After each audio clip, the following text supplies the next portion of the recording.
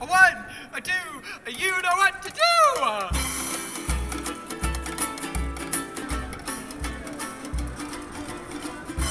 This year is Gen Con's 52nd year. I've been here since 2004. I've been coming for about 6 or 7 years now. My first Gen Con. This is our 4th year here at Gen Con. This is my 3rd Gen Con, and I love this show. This is by far my favorite show. I'm a huge gamer.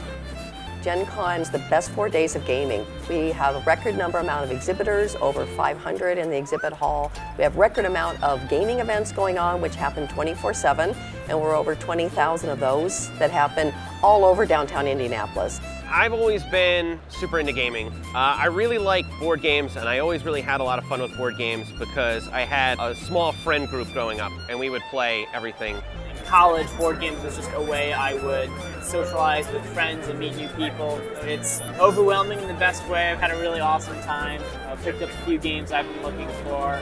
I kind of grew up playing Monopoly, the game of life and everything, and then around early teen years I started getting to, like Magic the Gathering and like the collectible card games, and then that sort of evolved into the board games that we have here today.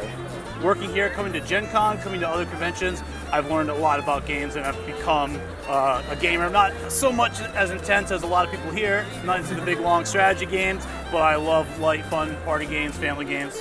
Locomotives is our board game. We call it kind of a beer and pretzels game. Very quick to get into, very quick to set up, but very complex in terms of its strategy. We realize there's several principles of the game that I think make a game popular. One is it's got to have replayability. It can't be play it once and I'll never play that differently. It has to have multiple ways to play. It has to have a story to be told at the end of the game that you can sort of sit around and convince and have a little fun with. And lastly, it better be easy to set up, tear down. Rules have to be simple. Can't make it complex. It's our first time exhibiting at the show. Yeah, it's our first time exhibiting at the show, but we did come once before. A ton of our audience is really into role-playing games. I got out of high school and I really didn't know what to do with my time. I'd see these miniatures, these Warhammer miniatures on the shelf. I thought I'd give that a try, and so I bought one, and bought a couple more, and bought a couple more, and I took some time to myself and I just dove deep into painting stuff. A lot of people need things to unwind, and I think it's a good thing to just like focus and do something creative, something positive, and you're producing something.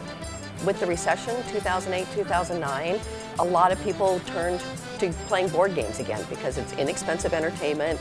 We've seen a lot more board games over the years surging, and I just think there is a culture of people who grew up with games that now embrace everything geek.